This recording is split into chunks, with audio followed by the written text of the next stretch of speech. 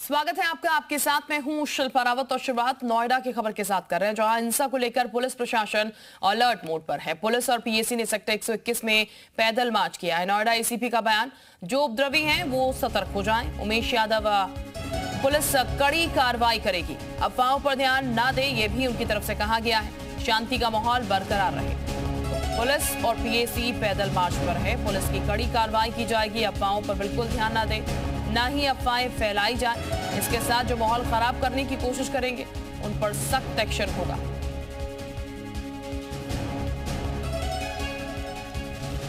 तो एसीपी उमेश यादव की तरफ से यह साफ कर दिया गया है कि कड़ी कार्रवाई की जाएगी। अगर किसी भी तरीके से माहौल खराब करने की कोशिश की जाती है तो फिर आप पर एक्शन लिया जाएगा।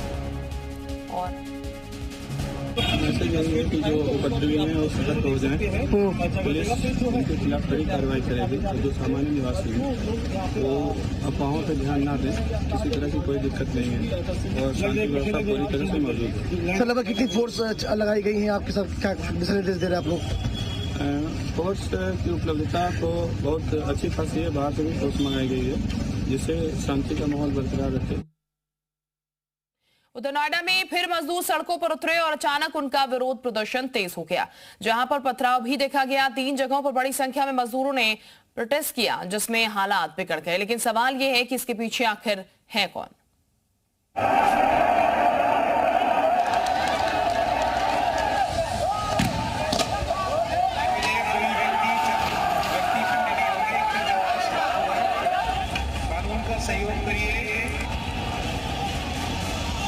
कल मजदूरों के गुस्से से नोएडा की रफ्तार थी। सड़कों पर आगजनी, पथराव और घंटों हंगामा हुआ। आज एक बार फिर नोएडा में वही कहानी, वही हंगामा, सिर्फ एक किरदार और जुड़ा। कल सिर्फ कंपनी के मजदूर थे तो आज हाउस हेल्प भी सड़कों पर उतर आए।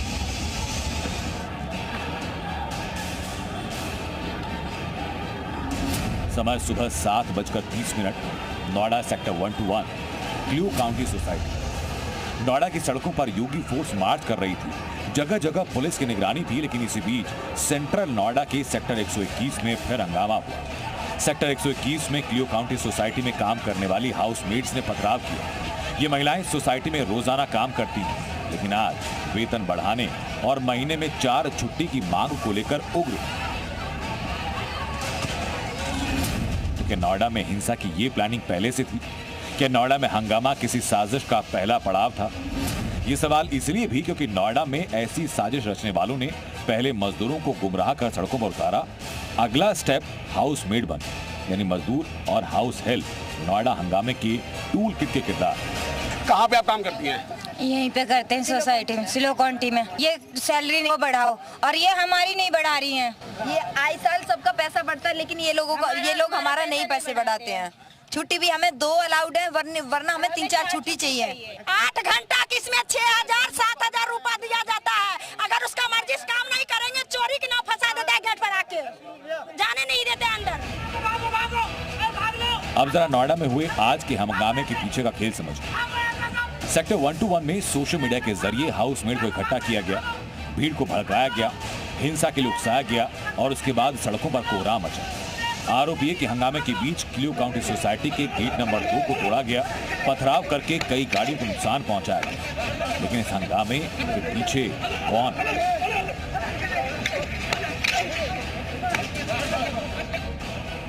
पुलिस की जांच में सामने आया कि व्हाट्सएप ग्रुप के जरिए अशांति फैलाई गई। मैसेज करके लोगों को बाहर से बुलाया गया। मैसेज के जरिए माहौल को हिंसक बनाने की कोशिश की गई। फर्जी अकाउंट बनाए गए जो सिर्फ 24 घंटे पहले एक्टिव हुए और फिर भीड़ में घुसे कई नए चेहरों ने पुलिस की गाड़ियां चलाई। इसके अलावा नोएडा में कल मजदूरों की हिंसा मामले में जांच के दौरान एक ऑडियो क्लिप सामने आया, जिसमें पुलिस पर हमले की बात है। हिंसा के पीछे साजिश का शक इसलिए भी गहराता है क्योंकि दंगाइयों ने पहचान छिपाने के लिए फैक्ट्रीज और रास्ते में लगे सीसीटीवी कैमरों को निशाना बनाया। कोशिश थी कि डिजिटल सबूत मिटा दिए जाएं, लेकिन यूपी पुलिस की मुस्तैदी से यह साजिश नाकाम हुई। 396 आरोपियों को हिरासत में लिया गया, जिसमें 292 पुरुष और 4 महिलाएं। यानी हिंसा का प्लान पहले से था, जिसको लेकर पुलिस एक्शन में एक उपद्रवी की पहचान की जा रही है। खुद डीजीपी राजीव कृष्ण इसकी मॉनिटरिंग कर रहे हैं। और साफ ये कि नुकसान की भरपाई उपद्रवियों की संपत्ति कुर्क करके की जाएगी। दो स्थानों पर जो है वो तोड़फोड़ और उपद्रव की घटनाएं, आगजनी की घटनाएं असामाजिक तत्वों द्वारा की गई। पुलिस ने ऐसे लोगों के खिलाफ 7 FIR से अधिक अभी दर्ज की जा चुकी हैं और उनका आइडेंटिफिकेशन किया गया। लगभग 350 लोगों को मौके से उनकी गिरफ्तारी सुनिश्चित की गई। कुछ लोग सोशल मीडिया के माध्यम से, व्हाट्सएप बॉट्स के माध्यम से, ट्विटर हैंडल्स के माध्यम से लोगों को मिसगाइड करने के लिए, गुमराह करने की कोशिश कर रहे थे। उनको हम लोगों ने आइडेंटिफाई किया। यानी नोएडा में 2 दिनों से दहशत फैलाने वालों की साजिश का अकाउंट ओपन हो चुका है